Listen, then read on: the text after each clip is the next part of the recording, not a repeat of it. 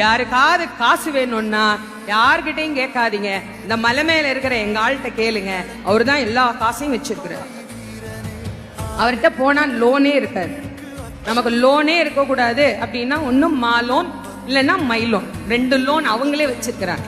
அதனால அங்க போயிட்டீங்கன்னா வாழ்க்கையில, ஏன்னா இப்ப எல்லாருக்குமே லோன்ல தானே வண்டி ஓடிட்டு இருக்கு.